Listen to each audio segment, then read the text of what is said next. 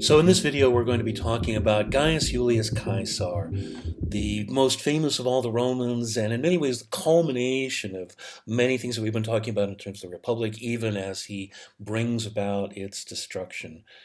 For Caesar, the question is, in some ways, who is Gaius Julius Caesar? In another way of looking at it, why Gaius Julius Caesar? Why is it that he is the one that brings about this ultimate transformation? Part of the answer lies in his ancestry. He comes from a very well-established and noble family that traces its origins back to the beginning of the Republic. In fact, the Julii clan is, according to legend, and of course, this can't be verified, but this is what the Julii said. According to legend, the Julii clan is even older than Rome and reaches back to the earlier settlements of Alba Longa. And of course, Julius Caesar claims it. And there are a number of families that can claim very similar and equally ancient ancestry. The Julii Caesari are involved in politics and have some prominence, but haven't, stood out in a particular way. There's a Sextus Caesar, a generation before, that had been one of the generals from the Social War, and it helped to bring about its conclusion, the deal that grants citizenship to the Italians that lay down their arms. More to the point, Gaius Julius Caesar is connected to Marius. Marius married a Julia, and that Julia seems to be Gaius Julius Caesar's aunt. And so what we have here is Julius Caesar is the nephew of Marius. He is Marius's heir because Marius's son died, was killed in the in Sulla's recovery of Rome after the Marian Revolution. He is Marius's heir, literally and figuratively. In other words, the love and faith and trust that was invested in Marius as the hero, as a champion, as the savior of the Romans by the masses and by the army belonged to Marius. The previous model for the Republic had, the faith and trust was invested in the institutions and systems of the Republic, and that's what the optimates stood for. And that this should be, this continues regardless of who it is, and so that doesn't change. But when faith and trust and hope and love are invested in a person who's proven himself worthy, then that's something that seeks to be passed on to another individual, someone who inherits that faith and trust, who inherits that position of the person in whom that trust is vested by the masses and by the army, by the citizenry of Rome. And this is a personal property, in a way, of Marius. It belongs to him as a person, as a private person. It belongs to him regardless of whether he's general or consul or ex-consul. This is why the people tried to take the command away from Sulla and give it to Marius, even though he's a private citizen. That faith and trust belongs to him as a person, regardless of whether he has any titles or positions. And so this is something that belongs to him as a person. This is something that is part of his property, and this gets passed on to somebody that he designates as his heir. It works very much like the way the passing on an estate would. Julius Caesar inherits the role that Marius had played in the eyes of the people and the army, and all that he has to do is to take it and show that he is capable of it. And this is the third component. In addition to his ancestry, in addition to his role as Marius's heir, Gaius Julius Caesar is extremely capable. He is massively intelligent, good-looking, charismatic, able to charm men and women, and lots of jokes are made about this. But the fact is that Julius Caesar generates admiration, generates a following simply from the way that he is, and because of his political position and his role, he rapidly becomes the future of the populares. So that when things start to shift away from the government of Rome, um, the people no longer trust in the government. They're looking for individuals. After the death of Marius, after the death of Sulla, there's a search for individuals that people can focus on, and this sort of coalesces into a behind-the-scenes backdoor government in which three peoples that have their own standings, their own accumulations of authority, their own power bases, work together to manage Rome behind the scenes. This is called the quote-unquote First Triumvirate. It's in quotes because it's informal, it's illicit, it's done through favors and backroom maneuvering and the pulling of levers. A good deal of it is hidden from behind the workings of the ordinary government, and it involves three people that have accumulated very different kinds of power bases. On the one hand, we have Pompey, who is in this position of having his own army and of having had all these special commissions in which he's racked up this role as an actor on behalf of Rome. But he's very much a free agent. He's not bound to the Senate or the Automates. He acts according to opportunity. There's Crassus, who's the wealthiest of the Romans, and who is using his power and influence to get his own way. He and Pompey make a deal, but they don't really like each other. Their politics don't quite intersect, and so they need somebody to balance out their antipathy toward each other. And this is where Caesar comes in. He's still developing his political presence, and so Pompey and Crassus feel that they can make use of him as the sort of heir of Marius, as somebody with an immense latent popularity with the people and the army. Caesar seizes on this as a way to maneuver himself into the upper reaches of Roman politics. And he engages in a personal relationship with these two men, and this is cemented by marriage between Caesar and Pompey. Not Caesar and Pompey actually getting married, but there's a marriage bond between each other. And so as a result, this is three men that are maneuvering things behind the scenes, and they sort of stay out of each other's way. Pompey goes off into the east and rearranges the provinces there and sort of stabilizes the Roman Empire in the east. And a great deal is made of Pompey sort of transforming himself from a troublemaker into a legitimate general here, a legitimate statesman. This is Pompey's means of raising his reputation. He becomes consul in the year 70 and demonstrates his independence from the Senate by unrolling a good deal of Sulla's reform constitution that he had passed when he was dictator.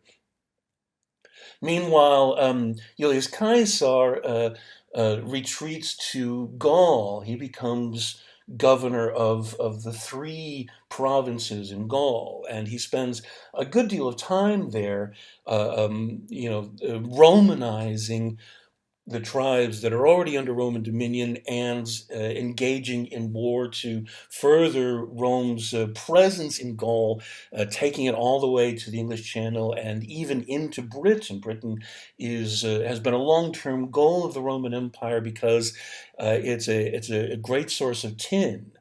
And so the control over Britain would be is one of the successes What Kaiser is doing in the meantime is demonstrating a even stronger capacity, his brilliance as a general, his ability to command, which he makes sure is talked about a great deal. He actually writes his own accounts of these wars, which is also one of these things that people learning Latin end up reading because it's extremely straightforward, designed to be readable by a wide audience. But so what Kaiser is doing here is cementing Rome's control and Roman culture's control and the Roman economy's control over Gaul, while at the same time establishing himself as one of the greatest generals in Roman history through brilliantly conducted campaigns that are brilliantly propagandized back home. While Pompey and Caesar are away, and Crassus as well, Crassus eventually dies fighting against the Parthians, Rome itself devolves into more and more disorder, and people on both sides become more hostile, more violent. This culminates in the murder of Clodius, who was running for the praetorship, by adherents to his personal enemy Milo, who was running for the consulship, and this is creates another round of pandemonium, while Rome itself is being shown to be in a state of disorder, while it's supposedly under the control of the Senate and the Optimates, who are left in Rome, while these three great men who are really running things are away. Rome itself is unable to govern even the city of Rome, much less the Roman Empire. And so the murder of Clodius, reveals the acrimony of the partisan divide within Rome at this point that has devolved into absolutely base, gutter politics. And it shows that the Roman Republican system is simply not working, even as the government of the city-state of Rome. And we are left with very few people that are standing up for what Rome is supposed to be. Even amongst the Optimates, there are very few figures that show the heft of what it is that is supposed to be embraced as part of the Roman idea. One of the most famous of these is Cato the Younger, who is a descendant of Cato the Elder. Cato the Censor had been, we talked about, this very prominent figure in the decades leading up to the Third Punic War. So in the first half of the second century, here we are 100 years later, and his descendant, also named Marcus Porcius Cato, which is why historians add this, the younger. What that really means is the later one. Cato the Younger is representative of somebody who becomes more extreme, more dedicated to principle in the face of the prevalence of decadence.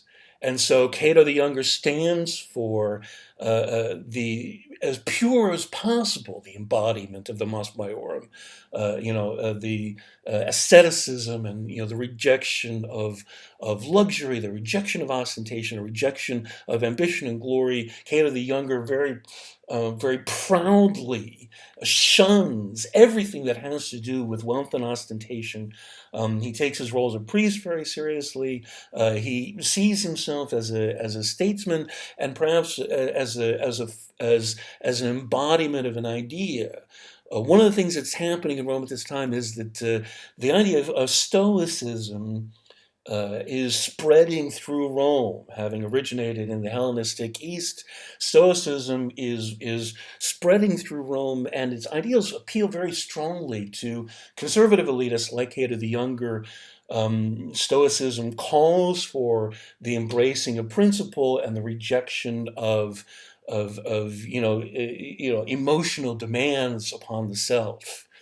And so Cato the Younger stands up for what's right, and ultimately, jumping ahead a little, when Caesar prevails and takes Rome, Cato decides that he would rather just living in such a world where Caesar is ascendant and superior is a contamination that he cannot bear, and so he very nobly commits suicide as a means of demonstrating that the Roman world has started to fall apart. So we get to the point where the government in Rome is in the hands of the Senate. It declares itself hostile to the forces of the populares, and when Julius Caesar starts to talk about returning back to Rome and bringing about some changes there that reflect the interests of the people and to end the tyranny of the Senate. The Senate reminds him that as governor of the three provinces of Gaul, he is not allowed to leave his province with an army. This is a law that had been passed sometime before. So that when Caesar does this anyway, he does this deliberately to invoke violation of the law. And he does this by taking his army across the boundary between Gaul and Italy, which is a very minor river called the Rubicon. Crossing the Rubicon is as a result an expression that means embarking on an action from which there is no turning back. And Caesar himself says the die is cast. So this is, reference to, the Romans played a lot of dice, and once you have thrown your dice, you can't get them back. In this case, once he has crossed the Rubicon, the Roman government in Rome declares Caesar an enemy of the state and calls upon Pompey, because they have no other choice, they call upon Pompey to defend Rome against this enemy. Pompey attempts to do so and is defeated, and Caesar marches on Rome and takes power there and declares himself dictator. So here's the dictatorship reinvoked again. The dictatorship had been completely unused for 120 years after the war with Hannibal, and Rome is now a massively different place. The Rome, this is, the Hannibalic War takes place in the 3rd century. Now here we are in the 1st century. I've mentioned before that the Roman Republic is different in every century, and so this is a very different Rome in the 1st century. Given all the things that are going on, the landscape that's changed. What is the dictatorship here? Sulla invoking the dictatorship is also often criticized for abusing the dictatorship, for perverting it. But in point of fact, what Sulla does is the traditional dictatorship, which is to say, the dictator is supposed to restore things back to the way that they were and then resign. And that is what Sulla does, because Sulla believes in the way that things were before. Sulla takes the traditional dictatorship because he is a traditionalist. Caesar, as a populist, he believes in that the traditional ways are strangling Rome, making it vulnerable. What he's doing is taking total power so as to enforce the populist agenda onto the Romans without possibility of recrimination or any kind of answerability. The dictatorship is immune from all of this. So, Sulla and Caesar do the same thing. Both of them march on Rome with their armies, take Rome by force, and declare themselves dictator. But not only do they have two completely opposed agendas. Sulla is elitist, optimatist, traditionalist. restoring the Senate to its rightful place. Caesar is populist, invoking the will of the people, empowering the tribunes of the plebs, and undertaking a whole slew of other reforms that are very necessary, like the fixing of the calendar and so forth. Not only are their agendas very different, but their use of the dictatorship is very different. The other thing about Caesar as dictator is that he's actually not in Rome for most of it. He has actually 5 successive dictatorships, but for most of these dictatorships, he's someplace else. He's in Egypt, he's in Greece, he's in North Africa, he's in Spain, he's in Gaul. He's going around the Roman Empire, eliminating enemies and shoring up allies. In Egypt, the main thing that he does is ensure the succession of Cleopatra, which was disputed between her and her brother. And, he does this with the authority of himself as the Roman dictator, i.e., the only government voice of Rome. With the backing of the people who love him and cherish him, and have the faith and trust in him that he has demonstrated he is worthy of. He becomes the true successor of Marius. While he's in Egypt, he also engages in a long-term plan with Cleopatra. Egypt is the last chunk of the Mediterranean, the last Mediterranean power not to fall into the Roman Empire. Rome now rules over all of the shores of the Mediterranean, the lands beyond the lands beyond the boundaries there. Rome now rules over all of the Mediterranean except for Egypt, and Egypt is able to resist. It's not very strong militarily, but it has immense wealth and resources. And so what Caesar does as his long-term plan is he engages in personal diplomacy with Cleopatra, the result of which is a son. And the plan for this is that the son will rule as a pharaoh who is also a Roman client king. And so Rome will bring Egypt under its sway, not through military conquest, but romantic conquest, you might say. All part of the sort of very practical business dealings between Caesar and Cleopatra. Cleopatra, as pharaoh, knows that she doesn't have the means to resist the Romans forever, and so making a deal to ensure that Egypt retains its own measure of independence rather than becoming a Roman province. If her son is the successor, and that son also has ties to Rome, that's a way of saving Egypt from being conquered and destroyed by Roman legions. So here's the thing about Caesar as dictator, though. The dictatorship is supposed to be just a short-term salvation of Rome. Caesar is dictator for years, and at the end he declares himself dictator for life. And this as a model for government is problematic. Why is that?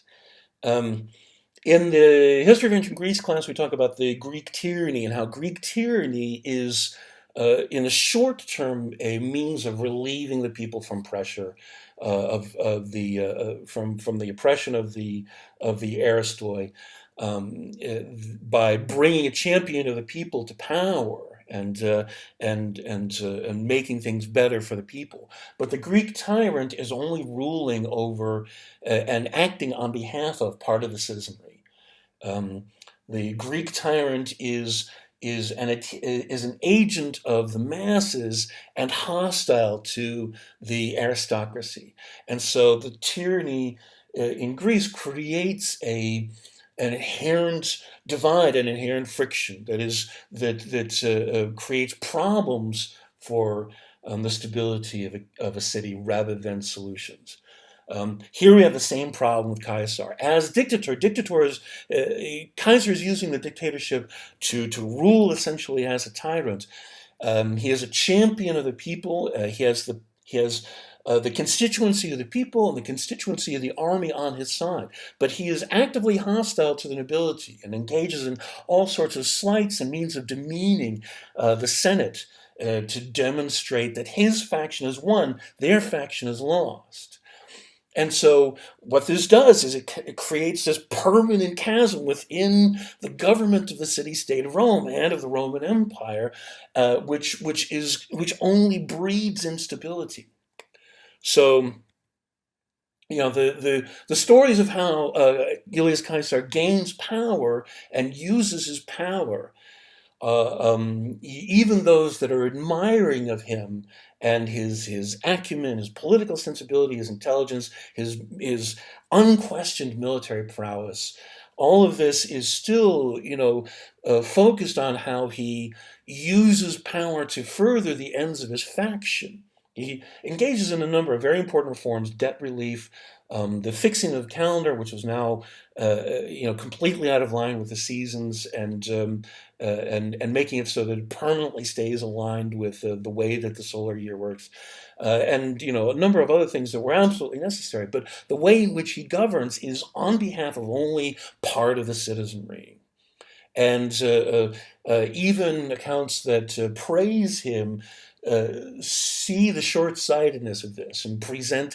the negative aspect of the means in which he rules.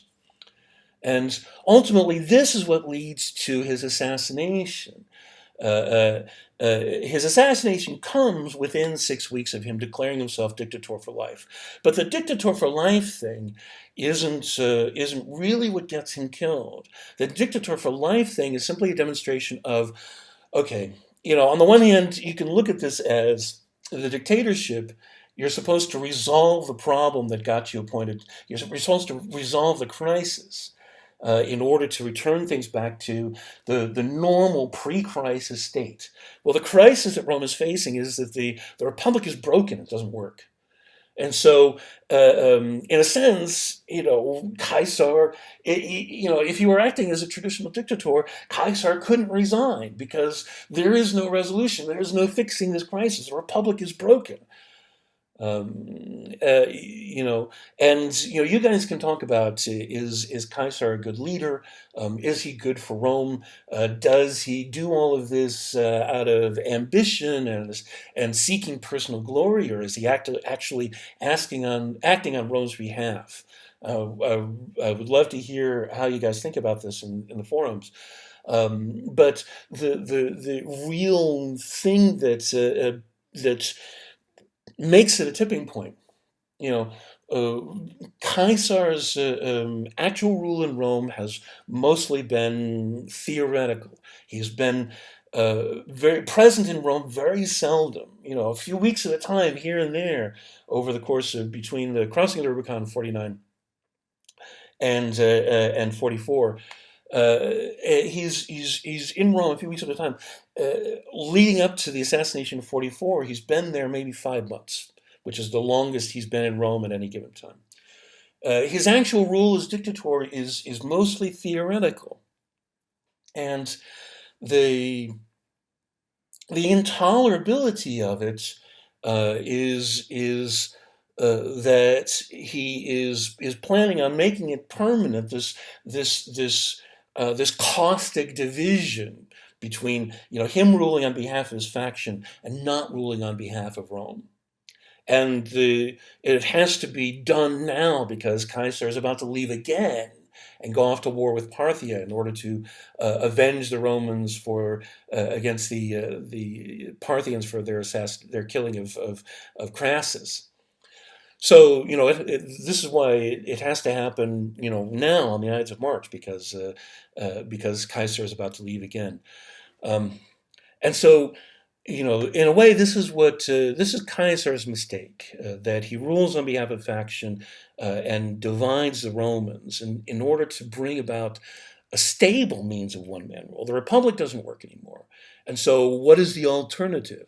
Ultimately, Caesar is right in the sense that what Rome is looking for is an individual in which to invest their faith and trust. And Caesar's way of making that happen is literally divisive. And so what needs to ensue is a form of rule like Caesar's, but one which is A, not bound to the past by using antiquated titles like the dictatorship, but B, more important, rules on behalf of all Romans. And this is what we'll see under his grandnephew and successor Octavian, whom we'll talking about next week. So until then, that's that.